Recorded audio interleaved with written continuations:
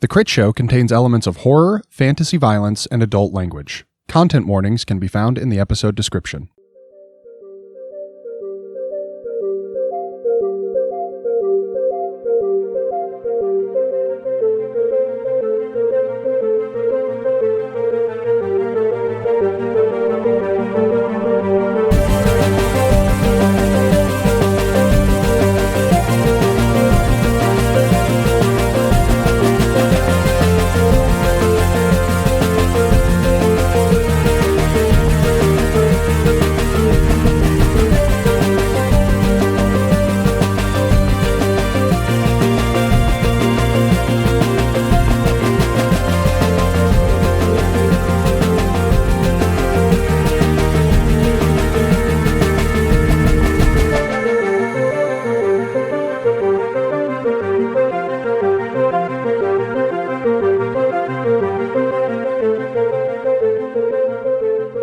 Hello, everybody. Hi. Welcome. Did you guys know that you can breathe through your nose two different ways? What, like up and down? No, like up or back. What? Yeah, I just learned about this. There's like two different nasal passages, and one is like up and the other one is back. And the way that people were describing it was like it's like trying to breathe through your mouth with your mouth closed.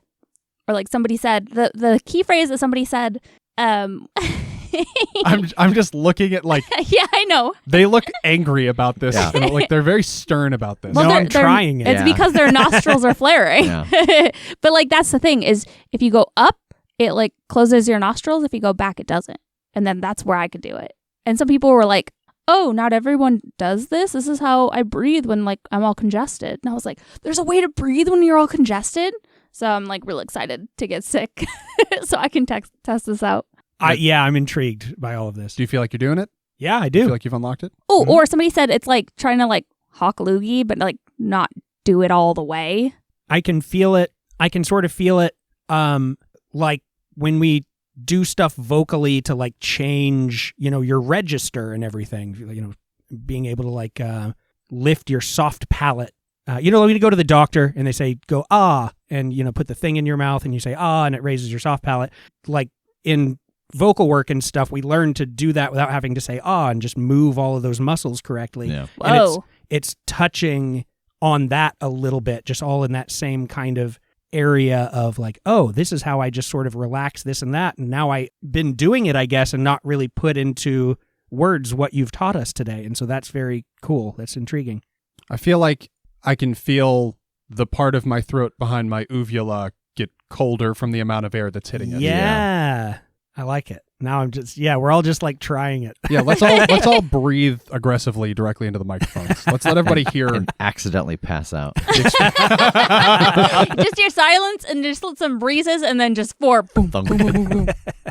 So there's no telling how long this episode's going to be, but whenever we come to, When we wake up. we'll just sign off. It's probably been long enough at that point.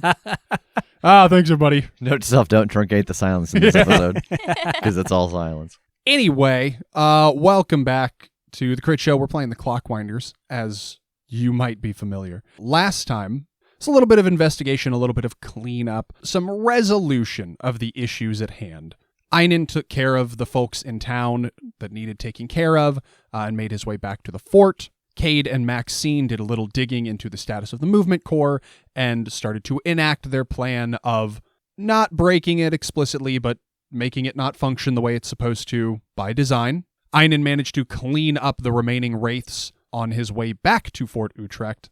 And at the end, Maxine set off with Smee to find what has become of the train. Einon had a short conversation with Cevna, who actually sort of demonstrated her trustworthiness. She convinced him to grant her an opportunity that she could have used to take advantage, and she did not. Well, she did. She snuck a smooch in there. But beyond that, she let him go. So, hopping back in, let's go to Maxine and Smee.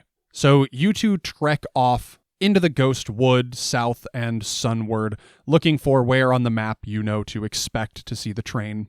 As hypothesized, it takes less than an hour, actually significantly less than an hour with Smee's incredible leg span and the rate at which he travels, before you see off in the distance your train car just at a halt, and Keen is behind the wheel? Not a wheel.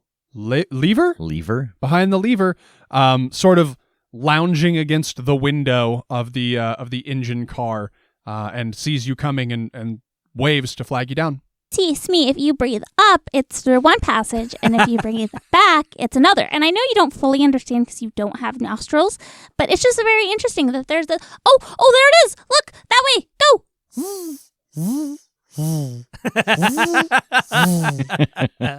Hi, over here. And I'll head over to Keen. Howdy. Did you make it okay? Was there anything in the way of the tracks, or was it all pretty smooth? No, smooth as butter, no trouble. Okay, I need to test something really quick. And I'll try to move the lever to head back the direction we came. Yeah, I mean, the train starts to backtrack, no trouble. Okay, I'll stop it and put it back to where it was. Oh, I'm so glad it still works. Okay, we were kind of worried that when we shut things down that it would shut everything down, but good, this is great. Shut what down now? We shut down the problem that was happening here, of the ether core leaking a lot of ether, that the witch, I think you guys called her, she's an ether user, and she was feeding off of it, so we temporarily disabled it. Keen kind of like strokes their chin. That sounds like the opposite of what you were supposed to do. Technically, yes, but we're playing the long game. Well, I can respect that, and I ain't no scientist, so I trust what you're saying. Great. Okay, I have to head back to the fort and let them know that the train is here and it's operational, and you are welcome to wait and ride back with us, and we can give you a lift back to Geth, or you can make your way back now, up to you. Oh, I don't reckon there's any good hunting to be done in the Ghostwood here, and I'd just as soon spare my dogs, so I'll wait and hitch a ride back. All right. Well, again, we really appreciate all your help, and we'll be back as soon as we can. We might have a few extra people with us, though. Sounds good to me. Okay, bye. Come on, Smee. Ready? Ugh. Good boy. Let's go. All right. Two of you start to head back. Meanwhile, at the Fort Utrecht. Einon, what is the status of the three ether users? Is there anything else you're talking to them about or doing with them for now, or are you just like chucking them in a corner and waiting? Yeah, I think I'm definitely keeping an eye on them. I just had demonstrated what Cevna is willing to do and not willing to do, and I think I'm processing that. I think I'm genuinely surprised that she didn't use me to get free and run. And where I would usually be a lot more chatty and just try to fish for information or whatever, I think I'm shaken up a little bit here, and I'm just sort of considering next steps. And unless she is asking me anything or, prompting me in any way, I think I'm just letting them sit quietly until the other two either wake up or just the others get back. Yeah, I mean, I think the other two do rouse, like, one by one. And it starts with a bit of struggling against their bindings and, Cevna whispering at them. And, like, it seems like she kind of calms them down each as they wake up. And they do kind of sit quietly and calmly. I think you see sort of a furrowed brow, like a general air of fear maybe on Vaughn, and anger and frustration on Doris. But they seem like they are following orders, and Cevna's orders seem to have been sit down, shut up, and hang tight. I think the only question I have then in all of that as they start rousing is, I say, darling, your name isn't Doris. Please enlighten us. My name is Yvain. Memorize it. I don't like it as much. Doris suits you more. I think we'll go with that. But Doris is so plain and nondescript. Oh. Yes, based on your performance so far, that is hurtful. Is this the second time we've disparaged the name Doris on this podcast? Yep, at least. At least. For now. Yeah, for now. The only two we've caught on mic. I can't wait until we have our weekly off-mic discussion about what name to insult next. Who's it going to be? I'm pulling for Todd's. Yeah, let's get them. But that's just because of personal experience. That's just, I know a Todd. All right, Maxine and Smee return, and I think things are fairly quiet. Kade, this is going to be an investment of a few days worth of work. So you guys sort of hole up here, and the ether users behave themselves. There are no more wraiths. I think on the second day, some people from the town actually like find their way out here with some supplies for you guys, some food and things like creature comforts. They seem a little spooked just by nature of having traversed the ghost wood to get here. And some of them swear up and down that they saw a haint out there, but some of them don't believe it. It was just Pole. It's fine. What the fuck is a pole? But yeah, I mean, some of them come, they pay a visit, and it feels like kind of nice. It's a little bit pleasant out here in this otherwise unpleasant situation. Some of them do kind of like take an interest in what Kade is doing. None of them are inclined to get hands-on or anything, and like none of them are asking particularly deep questions, but they are just sort of like intrigued by what has changed out here, and that sense of like hope and relief that Einon was sensing back in town. It's clearly like permeating the group. Like things are returning to a proper normal, and they seem to generally feel good about this. But yeah, after a few days of rigorous effort, Kade, you put the finishing touches on, and you know that this thing is non-functioning and not booby-trapped, loosely booby-trapped. Yeah. I climb out of the pit and dust my hands off. Okay. Kick a little dirt into the hole. Okay. Yeah, I mean, you've got it all rigged up, cave-in looking, in seemingly inaccessible. I think I would have suggested taking the trio of villains to the train early or something. Like, trying to keep them as far away from seeing what Kade is doing as possible. Okay. Since we want them to think he's fixing it. Mm. Okay. Does anybody station themselves there with them or anything? I can imagine us like taking shifts probably. Yeah, I think you guys can like spend a little time kind of retrofitting 2 additional compartments to be locked from the outside like you had for Cevna's. Same thing though, like just instead of being tied together in the courtyard, they are in their compartments. Every now and then you hear a little bit of like frustrated whispering from Yvain and, you know, some Cevna telling them to settle down, and it's overall pretty quiet. So, what is the plan from here now that you have finished your tasks at Fort Utrecht? I think we gotta head back to Sun's Edge. We've gotta fill in Chief Bourbon and find out what we need to do before heading to the next place. Yeah, agreed.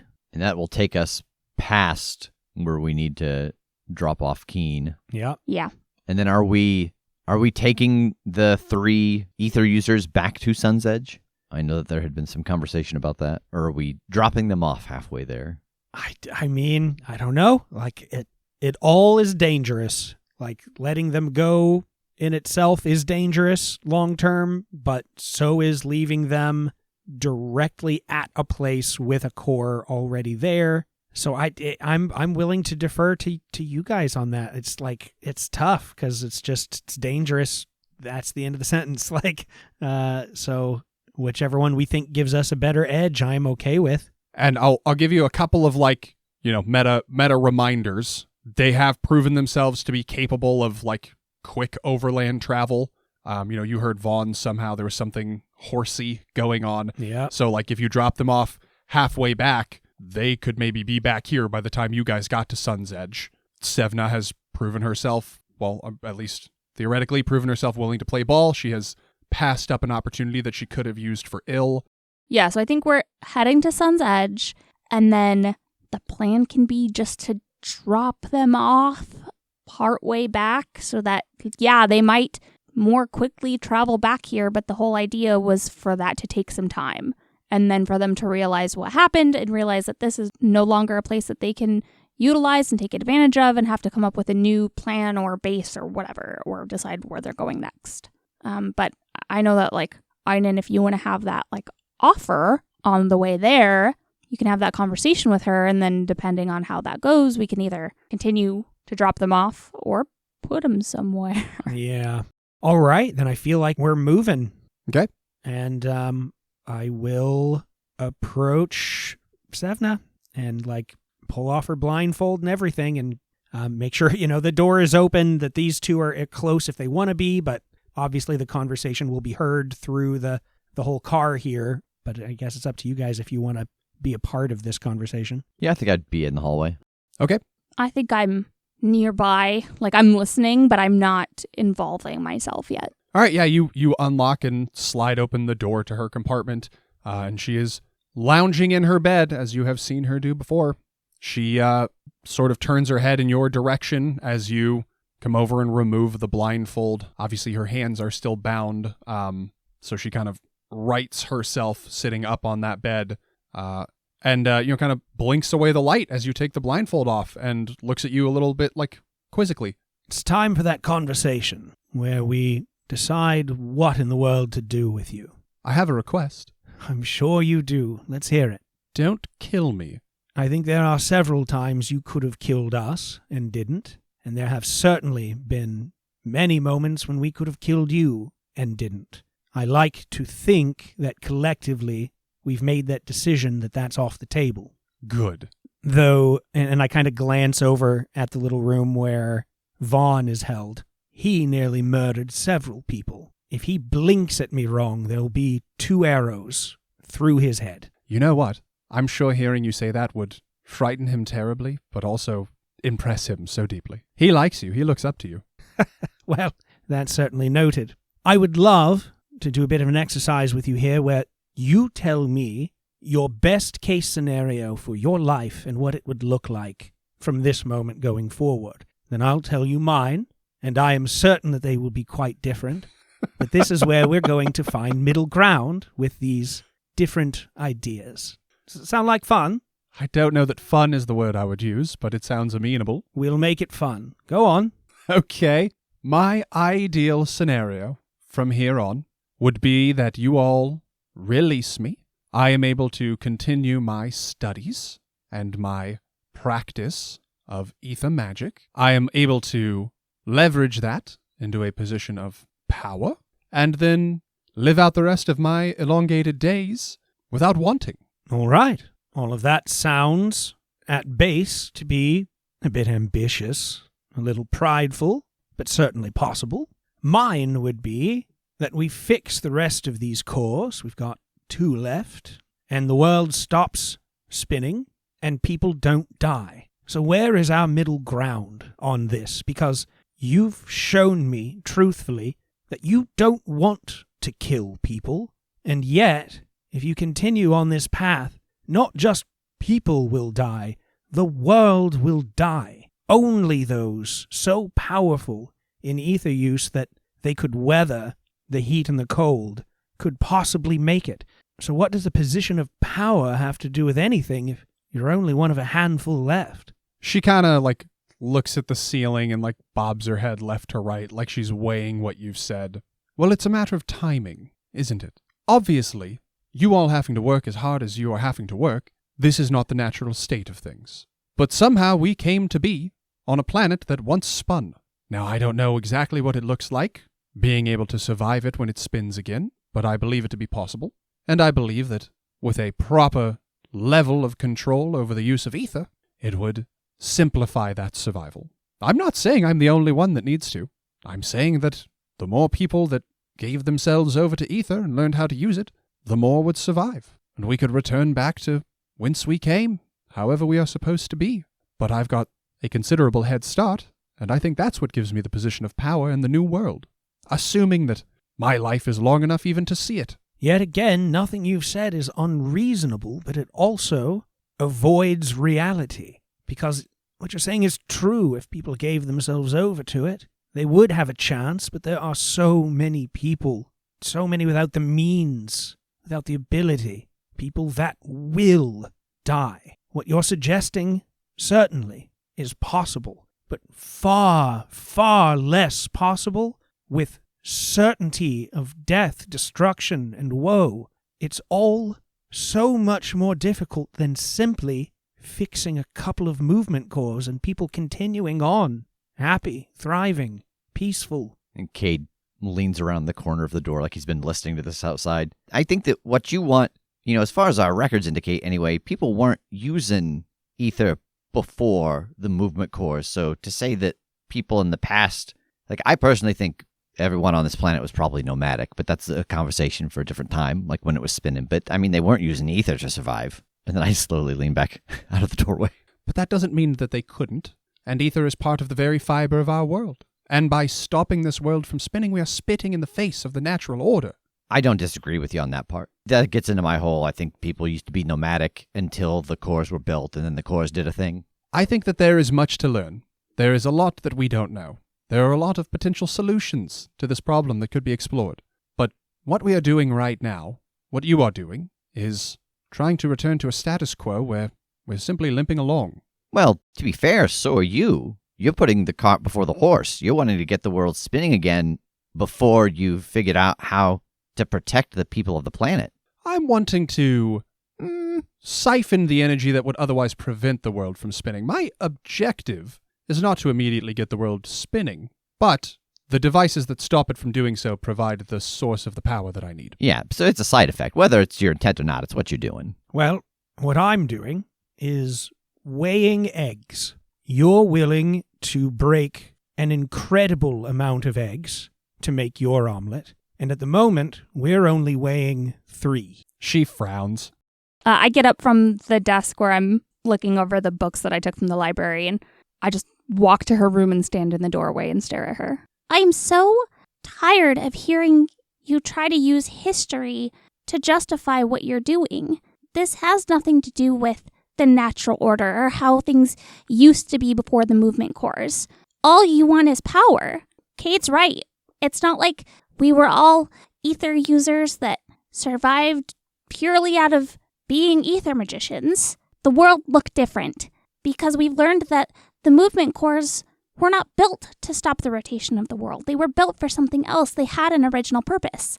And without knowing what that purpose is, we can't possibly say that we know how anything was. So don't try to use the past to justify what you're doing now. You just want power. At least own it. I want the maximum amount of power that I can attain. Absolutely. And I would prefer to make the minimum number of concessions in acquiring it. And she just kind of shrugs. Well, at least now you're being honest. For everything else that you've done, I think my grandma would be proud of at least that. Well, we have found no middle ground as of yet. She chuckles. I do want to find some of the other movement core locations and figure out what it was it used to do before its intent was kind of hijacked. I'm sorry, the what now? You don't know. I kind of say that as I look to the other two and just have a very slow blink to them. Nothing. Without taking my eyes off of back and forth between Kate and Maxine, just kind of lean over and pull her blindfold back down and shut the door. Maybe we found middle ground? If she has demonstrated that she doesn't want to kill overtly, she didn't kill anyone in Sun's Edge. She only wanted to cause panic in the town. And I admit to you both in this moment that she could cleanly have escaped when I was watching over them. If all she wants is ether use and no true will to harm, maybe we double down on finding a 6th location to fix, one that isn't one of these original 6 that we have mapped, and we open up Utrecht for her again. If she can experiment and live her life with the world still being locked, that's a fair amount of middle ground, isn't it? Yeah, and I don't disagree. Maybe let's give her one in one of the unhospitable climates because it seems like she could survive instead of giving her one next to some towns. Well, that's true. No, absolutely not. I know that it sounds tempting to just send her to the burnt lands and say, oh, if you're so confident that you can survive, go survive there and leech up all the ether you want. But you heard her. What she wants is power. And sure, that could just mean ether and the ability to use ether to create whatever she wants, but it also might mean power to control. And what happens when controlling the things around her isn't enough and she wants to control people?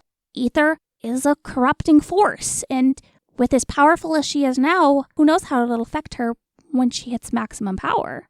Oh, you're saying that when she says she wants power, not necessarily just the power of ether, but like political power or like the power of a king or something. She wants to rule, and I think that's everything. It might not be. It might just be she wants to be powerful for her own sake, but I don't think that we can bet on that or even trust her if she says one way or the other. In that case, we can't let her go. We either find a way to cage her, we find a way to permanently and for certain cut her ties to ether, or the third option. I do still think it's very viable that we find a way to cut off her ability to actively use ether. It's just we don't have the time to research that yet while we're still trying to stabilize the movement course. If we find a way to cut her off from using ether, does that just make another one of her later? Like, she's not a blip on the radar. She's just the first person we've met that uses ether and wants power. I mean, she had 2 people with her already. But if we can find a way to cut that off, it would at least be a cautionary, something to deter people from trying to amass that much power. And I don't know, maybe the future of ether magicians will look different after that. But the fact that she's so power hungry and that she's willing to do whatever it takes to get more is probably what drew them to her in the first place. Here's what I propose then. I don't think we should let them go. I have an expert tracker right here with us that is always looking for a good payday, and I kind of lean over and wave down at Keen. Who is just aggressively flipping levers back and forth that don't seem to accomplish anything. I've built them there for him to have something to do. We're coming up nearer to Edge River, at least as close as the tracks come. We could stop there for a moment, and I know someone that's quite adept at, well, knowing how to take things. Maybe they would be adept at learning how to keep things locked. And of course, there is one of the best hunters I've ever seen already waiting in Sun's Edge. I feel like we could build a team specifically for keeping them in check. But how do we hold on to them for now? I mean, I know they're still a little disoriented, but they're not going to stay locked in these rooms forever. Well, not these rooms, a room in Sun's Edge, somewhere more secure. We didn't have anything for her there, but that's how things are built, aren't they? By necessity? Yeah, I mean, right now that's the closest thing we have to cutting them off from their power is keeping their hands bound, their eyes covered so that they can't easily utilize it. I guess it's worth a shot. I don't have another suggestion, and you're the expert on these kind of things, so... Far from it. Only in that a dangerous animal must either be tamed, caged, or killed. Taming seems like it is simply not possible, at least not in the short term. Caging is dangerous, and I don't want to consider the third option for any of the 3 of them. Maybe Vaughn. A little bit Vaughn. I wouldn't mind that option for Vaughn. Well, I guess head up and talk to Keen, see if they're even up for it in the first place, and put your team together. Keen, would you like a steady paycheck? Oh, God, more than anything in the world. How do you feel about traversing an urban jungle for a while? Ooh, sounds like an adventure. Hey, Keen, can you pull that left lever there on the ceiling? Yeah, what's it do? They pull it and a little flag drops down that says ads. All right, so the train finishes its switchback, heading back in the direction of Edge River, and is approaching the town. What are we doing? I think I'm popping the door open again to talk to her. Okay. Is this still a group convo or not? Can be. I'm not going to stop them if they want to. Okay. She, looks up at you quickly as you enter, and she's like, tell me everything. What are you talking about? Yes, well, I think we spoke out of turn, assuming that you knew something that you clearly don't. Seems like sort of a mean way to explain that, but you're not wrong. The truth is, we know very little as well. The cat's out of the bag. The idea of more cores out there is very possibly true. Whether they are inert, something that can be used, something that can be fixed, we have no idea. So we've had that in our back pocket as something to consider, and that is truthfully all I have the knowledge to tell you. Where are they? How many? I don't know, truly. She sort of sits back in her bed, smiling. She's not really looking at you anymore. You can see her eyes kind of darting back and forth like she's thinking. Yes, well, shit. What do you really want, Cevna? What is this really about? You want to be some sort of queen of the world? Are you looking to be Cadvini's ruler? Her eyes stop darting back and forth and they lock onto yours. And I think you can, see the effort on her face to not use that against you. I want the waves to flow. I want to see them ebb, and I want to see them crash. I want to see them do what they are meant to do. I just want to make sure that I'm on top of them while they're doing it. I don't need to be the queen of Cadvini, although that has a nice ring to it. But if that's what was required to make sure that I was staying on top, then that is what I would aim for. I do not intend to be underneath the boot of anyone else. I do not intend to suffer or to want. So, you want to not have to answer to anyone, you want to use your ether as you desire, and you want the cause to stop working to watch the world spin. So whatever will achieve those things, I think in that order, you're willing to do. She kind of mulls it over. That sounds accurate. And you're unwilling to murder, but you are willing to let things happen as they happen. She again kind of mulls it over and nods. All right. I suppose this is all going to break down into the age-old, not everyone gets what they want, and whether that's you or me, I'm very intrigued to find out. I turn back to the car. Any other questions for her? I'm face down on the map, just snoring. I think just all of the fighting and travel and everything, I was just all right, we're on the train. We're going. I'm going to start doing some research and looking through books and maps. And then I was just oh gosh, I'm so tired and this train rocking is so nice. And I just fell asleep mid-conversation. Okay. See that, Cevna? How invested we all are in your endeavors? I'm drooling on the map a little bit. I don't think I've got any other questions. I'll be honest, the answers you're getting still don't make anything any clearer, really. No, I'm sure she's not going to describe her entire approach, unless you're willing to, of course. I don't know what else you want from me. I told you what my ideal world looks like. I've explained to you the concepts that motivate me. What else? What? What do you want to know? I'm not promising anything, but I feel that I've been pretty forthcoming. It's just hard unless you pose me a specific hypothetical to tell you precisely what the outcome looks like, which I did. Well, I don't disagree. If you're asking me, would I slit one of your throats to escape the train? No, I like you. You're fine. I think we could work together. Like me, or... She smiles, she looks to make sure nobody's peeking in the room past you, and then she winks. All right. Have a lovely ride, darling. And I'll shut the door. Pay me a less die a visit. I struggle to not respond. And, I don't know, sort of clap Kade on the shoulder. She's just a wild card. And I think that's what's got us stumped so thoroughly is she generally has a plan of how to utilize that ether and how to start the spinning of the world, but it's as simple as not letting these be fixed. And everything else, she's just fucking making it up just like we are. Yeah, except the whole, I'm not going to be under anybody's boot, and so I'll be queen if that's what it takes thing. That definitely shedded a new light on her personality and her wants. I mean, I'm not sure how far traveled you are, but there are certainly groups that insist on having things their way, and that will definitely butt heads with her if she has to make her way and do any dealings in those places. So it is very difficult to understand what will she do when coming across that.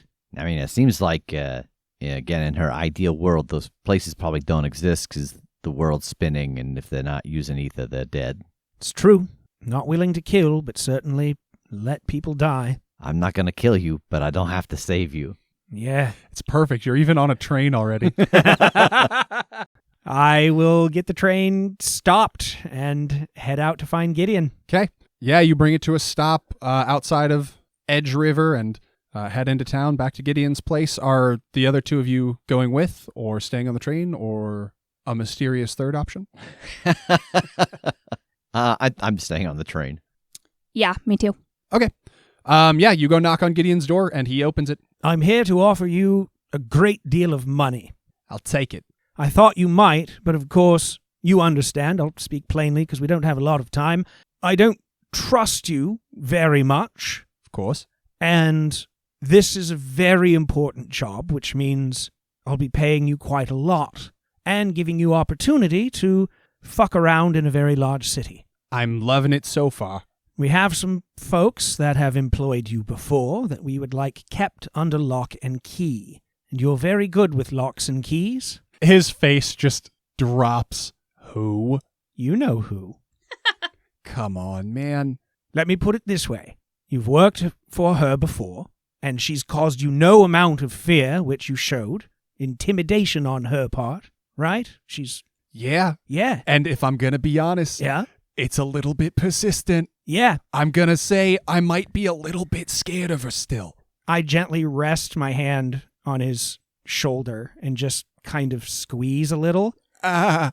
And I'm the one that took her down on my own. I liked this better when it was about you paying me a lot of money and less about you threatening me. I'm still going to. I just need you to understand the dynamic of what she might offer versus what I might. Okay, look, I want to be straight up with you, okay? I'm being honest. I'm sending lies out of the room. As scary as you are, I can conceive of what you might do to me, and that makes it less scary. You know what I mean? I know what you think you mean, but if you're too afraid to take the job, that's fine. And I appreciate your honesty, and I'll leave you be. And then I just kind of lean forward and give him a hug and pat him on the back, and as I'm that close, I just whisper to him, but I assure you, you have no idea what I could do to you. I feel like this is a provoke roll. Yeah. Bad news for me. Yeah, Stop being so intimidating. why don't you roll to provoke, and I think he's going to like defend with empathy, Awesome. and he's going to defend with will. Okay. Well, thank God that's a 2, so at least it's not the -4 I was expecting. It's a 2 on the will roll. We have us a tie. Well, I am the boogeyman, and he knows it. All right, go ahead and spend your fate point. Gideon didn't exist until you willed him into existence, so he doesn't have any aspects to invoke. So you win. He like wipes the sweat from his brow. All right, I'll do it. All right, no need for hostilities. I'm your man. Oh, goodness. Gideon, no. I am not threatening you, and I never was. I'm here because you're very, very talented, and I like to pay talented people for their services. I was only speaking hypothetically on what would happen if you were to turn on us and snub the payment and the opportunity. He's like grimacing, and his eyes are narrowing. He's sweating. Okay, well, no need to worry about that then. I know, there's no need to worry. So, are you just gonna like put him in the spare bathroom, or what's the deal? Sun's Edge. Oh, can I hitch a ride? Yes, you may. Please pack a bag. You got it, boss. Marvelous. Quite a team. All right.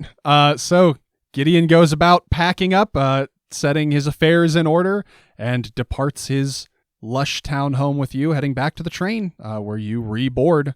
I also, through town, make it a point to, like, greet people and shake hands, and, anybody that had been interacting with us, like, I'm impressing upon Gideon as much as possible the impact we've made here. Okay. You're just walking around like, your pockets are safe from picking. He's like, come on, man, I live here. All right. So back aboard the train, you've got 2 members of your A-team and are heading back for Sun's Edge. It's so crowded in here. Yeah. We might consider adding cars. Have multiple for guests and whatnot. I thought this was just a 3-man gig. Well, we're improvising, I think. All right. The train chugs along, back north, back sunward, back towards Sun's Edge.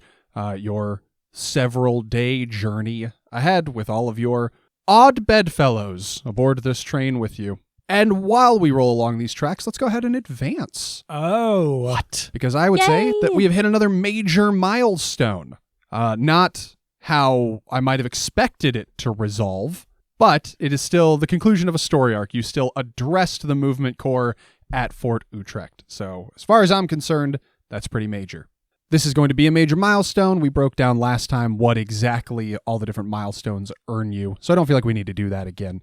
But why don't you guys all break me off a piece of what you are taking or changing or upgrading? Okay, so I am going to mark my wounded condition to kind of start that healing process, because I did take some damage from Doris.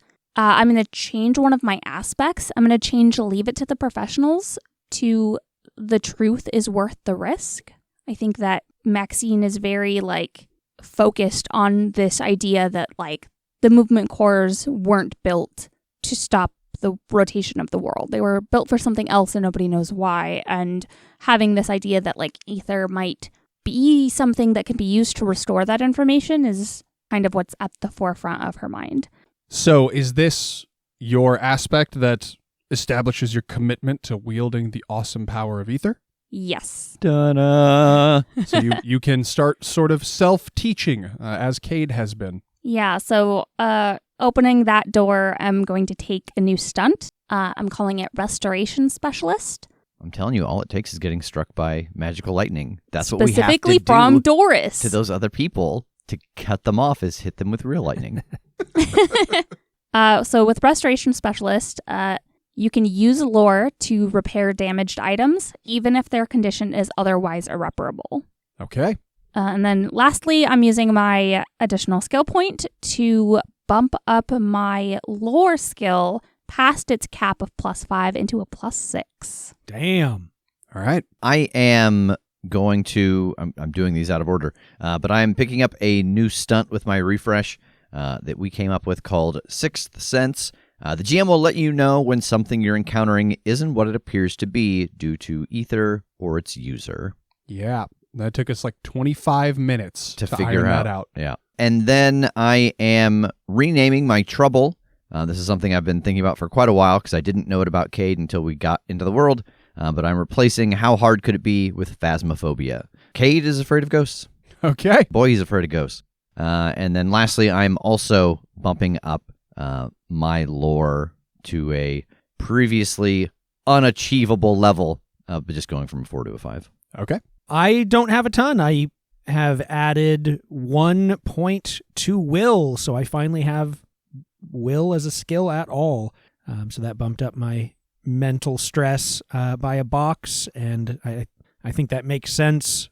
Jake kind of helped me with this, of just that idea of, I've been dealing with Cevna's direct sort of mental effects and magics, and so I think that strengthened me a bit. And I also spent my new refresh for a new stunt called Talking with My Fists. I can roll +fight when P provoking while using weapons or threats of violence.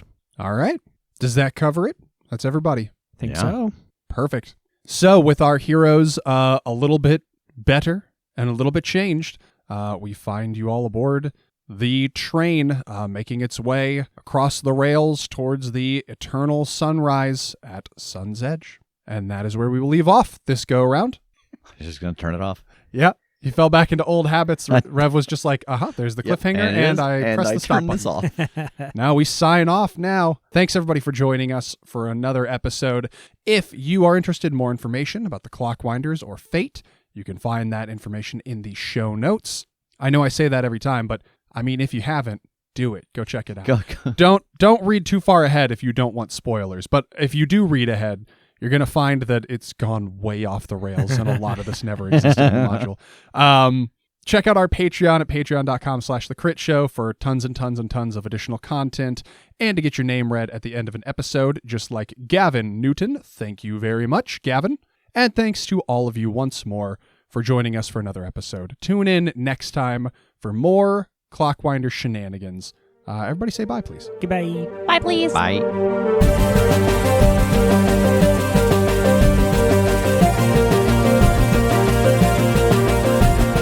The Crit Show is a Critshow Studios production, edited and produced by Brandon Wentz, with music by Jake Purley.